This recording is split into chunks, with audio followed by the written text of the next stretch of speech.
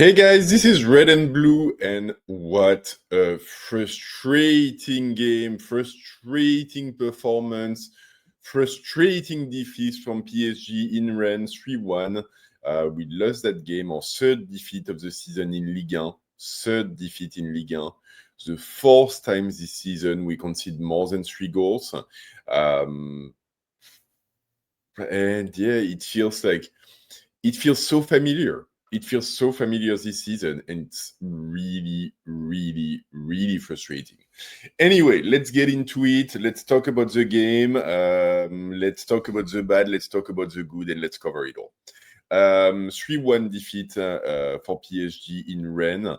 And honestly, on balance, it's really rough because it feels like a game that we could have and probably, in many ways, should have won. Don't get me wrong, a game that Rennes absolutely did deserve to win. They turned in an incredible performance. I want to say it up front, an incredible performance from Rennes, who well deserve their win. No questions about that. But yeah, at the same time, it's very frustrating because I do think we do produce a lot. Not everything in our game is bad. There are some bad elements to be sure. But I went back at the end of the game. I actually looked at the data, and it's very funny because if you look at the data, it's eerily close to what we turned in against Marseille, where we win 5-0. And so many data points are exactly the same. So in terms of possession, we're actually better against Rennes than we were against Marseille. In terms of chances created, we create more chances against Rennes than we did against Marseille. In terms of expected goals, we're pretty much exactly at the same level of 3.5 or so expected goal at the end of the game, which is a huge offensive production. In terms of amounts of shots, exactly on the same level, 22 shots taken, with 2/3 of them going off target. In terms of kilometers run, exactly the same level, 111. The difference is that Marseille ended the game at around 100, when Rennes ended the game around 120. So they did run 10 kilometers more than us. In terms of high intensity runs, we are exactly at the same level as against Marseille. We did, I think, 778 against Marseille versus 775 against Rennes. So pretty much exactly the same thing. So in terms of performance, it's really hard for me to stand there and say that everything was negative. And I know, a PSG defeat, obviously, especially in this condition, especially in Ligue 1 against such a team, it shouldn't be happening, but this is football, and sometimes it does happen, and really it's one of those games, because ultimately, when you end the game at 3.5 XG for PSG versus about 1.5 for Rennes, and the scoreline is actually the reverse of that, obviously, there's stuff to talk about, and we're going to be talking about the flaws in our defense and the flaws in our offense. And I said it up front that Rennes turned in an amazing performance, but ultimately, it's not hard to see that the result is a little bit disconnected from what we put forward. And I think, I'll start with this because I think one of the big talking points and one of the big question marks coming out of this game is in terms of attitude and mentality. And you see Dembele coming on the microphone at the end of the game and saying we need to play for the team and not play as individuals, which is a pretty transparent dig at Doué. I agree in some ways, I disagree in others, and more than anything, it annoys me a little bit because it's not like Doué has such a bad game in my mind. He does miss a couple of big chances in the first. I mean, he misses the biggest chance we get in the first half on the 20th minute, which would have flipped completely the scenario of the game.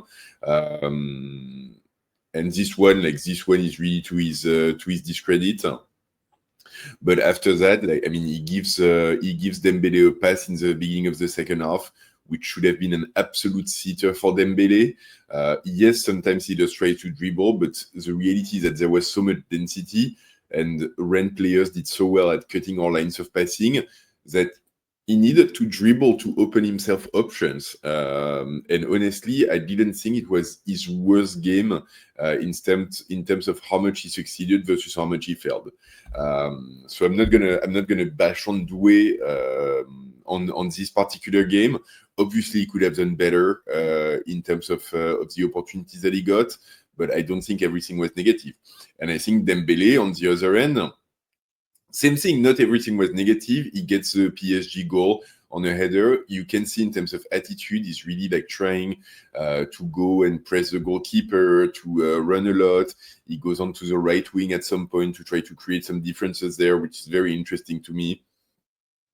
He drops back into midfield quite often to try to organize the game. So you can see he does like try to do a lot. He does try to organize. He does try to take the shots and score the goals. But in his game, not everything is positive either. Like I said, he misses an absolute sitter on the second half. There's periods of times where he's well taken. Sometimes like the press that he tries to do, it's not dynamic enough, or at least it's not like cohesive enough as a team. I think that's where his frustration probably stems from. But yeah, not everything is perfect in this game. So, you know, have a heart-to-heart kind of talk in the locker room with all of the players, and you know, throw each other truth and you know, really like throw criticism at each other to see what went well and what didn't. But doing it in front of the camera when your game is not 100% there, yeah, it's maybe not the right way, not the right time. He goes out of this way as well because he was subbed, so he was on the bench. So he goes out of his way to go back on the pitch to find the camera. It's clearly premeditated. You can see when he goes off, he's super annoyed, and I think he doesn't shake Doué's hand.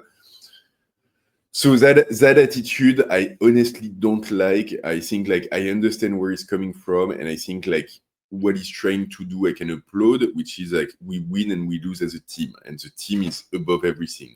But the way in which he does it is not entirely right. And so I hope all of the players have a heart-to-heart, and I hope like, you know, it triggers at least like some harsh conversations, which I think are probably like, you know, somewhere needed at this point. And then in terms of attitude, like the other things that annoyed me as well is that I think we start the game a bit slow, and there's legitimate explanations for this. It's an interim coach on the other side. We don't know what kind of team we're going to face. We don't know what kind of mentality they're in. We don't know like how they're going to be structured and so on. We don't even know like until the 2 hours before the kickoff which players we're going to face. So that's fair. We've had like nearly a week off, and so sometimes it takes a bit of time to get back into the yank of things for players who are used to play every 3 days. Small excuses, honestly, but overall, yeah, I think we don't start the game as strongly as we should have. And I think, you know, we're PSG. We're playing against a team that's coming off a series of 4 defeats. We need to get in the game and like literally put their head underwater within the first 3 minutes of the game. And realistically, the opposites happen, and it's taking us 15 minutes to really get into our game. And that's also like where some of my frustration is that like ultimately Rennes manages to score at a time where we're actually taking control of the game and we're starting to have the better chances, aka like the Doué opportunity. So they score that first goal. I think like it's not undeserved because they have a very strong start of the game and they play a very good game overall, but it's not at a time where they're dominant and where like they're really like pushing pressure on us. So it's kind of frustrating. And I think, you know, that first goal gives me a nice segue to pass into individual performances. And honestly, for me, that first goal, you know, we're going to be talking about our defense. That first goal, I hate to say because I love the guy, but it's for Nuno Mendes.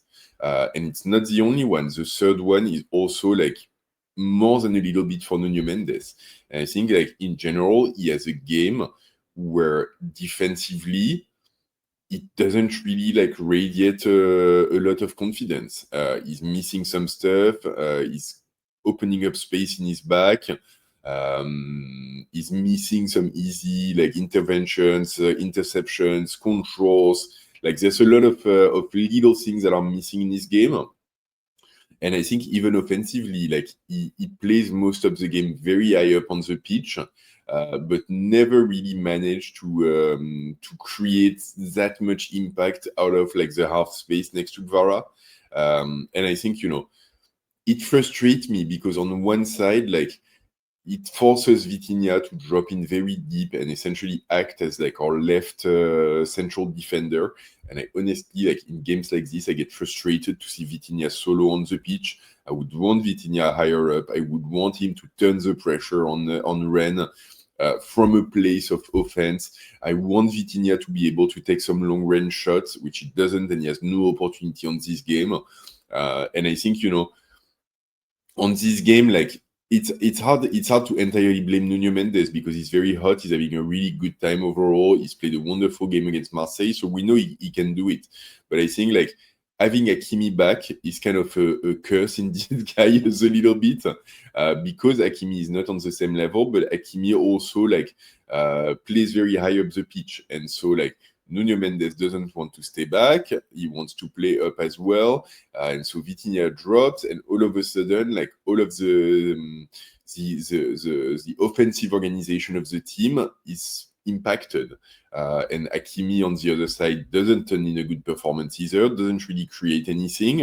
And the cost of it is that we've taken like 3 of our real strong points in terms of offensive production in our 2 fullback and Vitinha out of the equation. And we still do get to produce a lot because I think ultimately like our attackers don't have such a bad game. But yeah, we've voluntarily, I mean, not voluntarily, I think it happens by like this way more than by design, but ultimately we go into this game with 3 of our top attacking threats and construction threats like pretty much taken out. So it's not tactically it doesn't work out. We also open up a lot of space in between our midfield and our defense, a lot of space at the back of our defense. Zabarni, God bless, gets taken out of position so easily, cannot cover all of the space, and technically is just not sound at this point.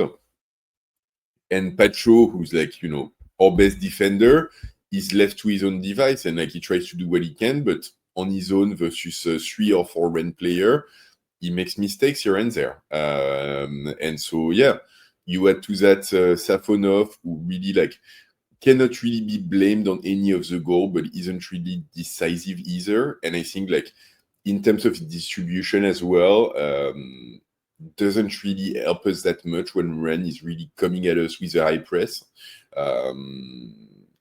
Yeah, it's really like there's a lot of negative on our defense on this game. And the fact that Rennes scores 3 goals with 1.5 XG, yeah, individual mistakes, marking on a corner kick, not covering the space, not passing off marking on the third game. So like the third goal of Rennes, yes, Zabarni has probably the biggest mistake, is that he doesn't take the step forward that would have put Rennes blast offside and just killed the whole offense. But at the same time, when Pacho moves forward to take on one of Rennes' offensive players, which he should be doing, Nuno Mendes needs to slide in and take Esteban Le Paul, and he's staying in a sort of like in between the left side and Esteban Le Paul, and in the end, Le Paul is left to his own, not Le Paul, the third one, it's Mbolo. Mbolo is left to his own device in our penalty area, and he gets an post shot like literally almost within our 6-meter box. It's at this level, this is really not good enough. And defender, like I know, like he's a fullback, and like defense isn't necessarily his strongest suit or anything. At this level, Nuno Mendes, he should know better than this. And so there's really a part of responsibility for him as well. Going into midfield, I think Rennes managed very, very well to cut off between our line of 3 or 4 at the back and the midfield. And so I think Joao Neves and Warren Zaire-Emery they didn't have the worst games of the team or anything, but they didn't have a good one because they didn't manage to create that connection between our defense and our offense. I think Joao Neves doesn't run as much. Warren Zaïre-Emery doesn't have enough impact. And I think, like, in terms of positioning, I don't think they're entirely clear on, like, who's on the left, who's on the right, how it works with Hakimi, who, like, goes forward, who goes backward. Like, there's a lot of coordination there that's missing on this game. And I think, when Rennes manages to move the ball off of their defense, which they do more than a few times, beating our high press, we're one or two steps behind in midfield the whole game. And so we're missing that little bit of impact. We're missing that little bit of, like, fighting spirit and going at them and so on. And so, yeah, not the best of games there. In offense, I kind of talked about Doué and Dembélé for a bit. I think Gvara, he has a decent game as well. I think it's not the worst on the team. He has a couple of really good chances. He has a stunner of a long pass from, like, a left back position all the way to Doué, who's, like, on the right flank up front. I don't know, it's like a 60-70 meter pass, like, that drops right on his feet, in the space in his feet. It's amazing. Couple of chances he creates. He tries to dribble. He tries to cut back inside. I think it's overall, by his Liga standard, quite good, but I think it tends to disappear in the game a little bit. And I think there's times where it's just, like, you don't see him anymore. So I'd love for him to be a bit more consistent. And I think, in a games like this, at some point, he needs to finish. And, like, I want, like, the Gvara, like, of coming on the pitch against Sporting and just, like, knocking one, like the net of the goal, like, did something to his mother or something. Like, it's really, like, our attackers sometimes, it feels like they don't want to hurt the opposition team and they don't want to hurt their goal. And they want to do the prettiest thing instead of the more efficient and the more effective. And I think, that's what we need to find. We need to find some degree of simplicity, and we need to find some degree of wanting to hurt people, and not be the most beautiful, not do, like, the 12th pass, not get everyone into the best position, not take the perfect control to really have the ball exactly where you want it. Sometimes, like, we need to go route A little bit, and I think, we felt that in this game. So yeah. All of those things said about PSG, that's, I try to give you a sense of, like, my frustration, but also, like, some of the parts that worked well. I think I said it up front, and I want to say it again. I want to give credit to this Rennes team, because clearly, they wanted to make a statement that the trouble that they've been in wasn't players' fault, that they had, like, the quality to do a lot more than what they've been showing this season.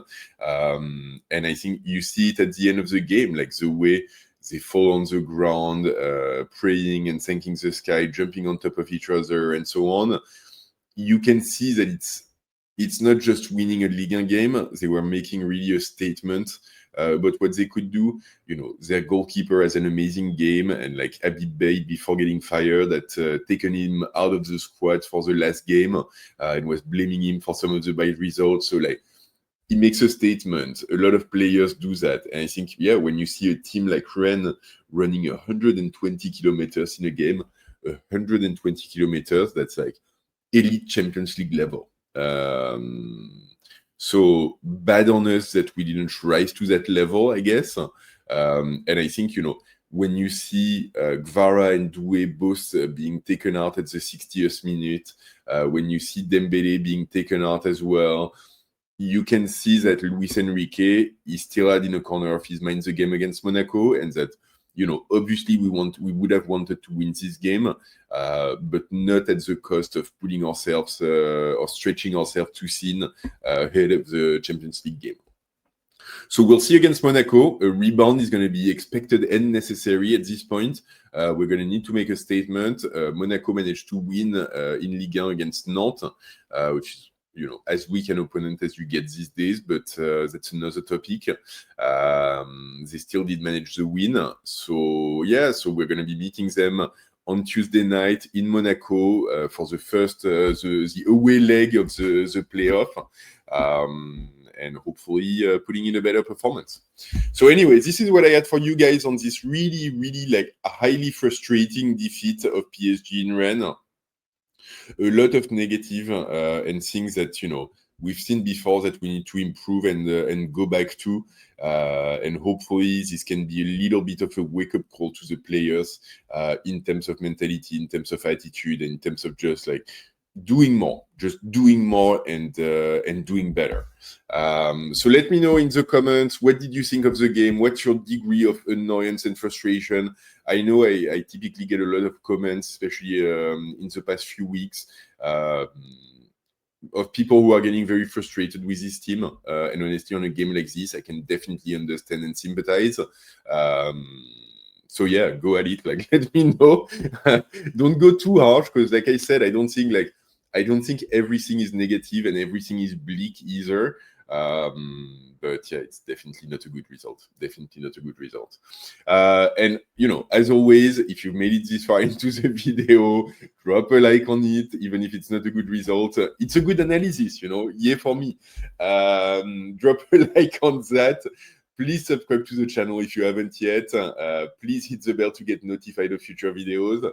And don't forget, in win and also in defeat, ici c'est pareil!